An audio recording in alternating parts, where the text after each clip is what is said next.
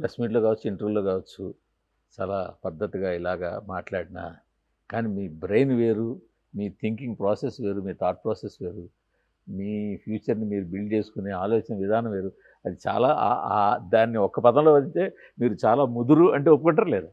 కాదు సార్, ముదురు కాకపోతే నన్ను వండేస్తారా సార్ ఇక్కడ? అంతేనా? ఆ? అంతేనా? అసలు డౌట్ ఎందుకు సార్? నేనేమి ఇతరత్ర లాగా నన్ను అనుకోవాలి అని నేను ఎప్పుడు ప్రయత్నించాను సార్. నాకు ఏదనిపిస్తే నిర్మోహమాటంగా నేను నిజాయితీగా అదే మాడతా. అసలు నాకు ఇదేం లేదు. ఆ రోజు ప్రెస్ మీట్ అయినా, ఇవాళైనా, రేపైనా. అంటే అది ముదురు అనే మాట అన్పార్లమెంటరీ ఏమో, తెలివి గలవాళ్ళు అనొచ్చు, అనరు. మీరు నెగిటివ్ పదాలు ఎత్తుక్కుని దాన్ని అంటారు. స్మార్ట్ బాగుంది, latest technology, latest terminology smart అవ్వటం కూడా తప్ప సార్. మా జనరేషన్ వాడు బాగా ముదురు రానివారు సార్, ఇప్పుడు బాగా స్మార్ట్ రా అంటున్నారు. కాదు సార్, అంతే తేడా.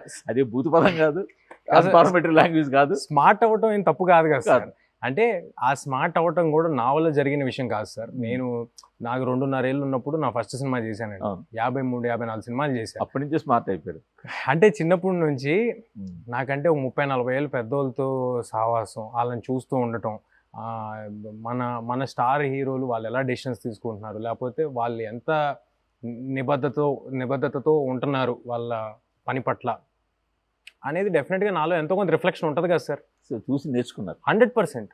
ఎందుకంటే చెప్పేవాళ్ళు లేనప్పుడు నాకేమీ అసలు నాకు ఎవరు లేరు, నాకు చెప్పేవాళ్ళు అదేమి నాకు లేదు సార్. అలాంటి ఆలోచన, అలాంటి బాధ ఏమీ లేవు. ఎందుకంటే క్లియర్ కట్గా మన దగ్గర ఉన్న పైకి వెళ్ళిపోయిన వాళ్ళు, ఇప్పుడు మన దగ్గర మనం ఆరాధిస్తున్న సూపర్ స్టార్స్ ఎవరైతే ఉన్నారో వాళ్ళ కెరీర్ ఎలా వెళ్ళింది, వాళ్ళు ఎలాంటి చాయిస్లు తీసుకున్నారు మన కళ్ళెదురుగా ఉంది.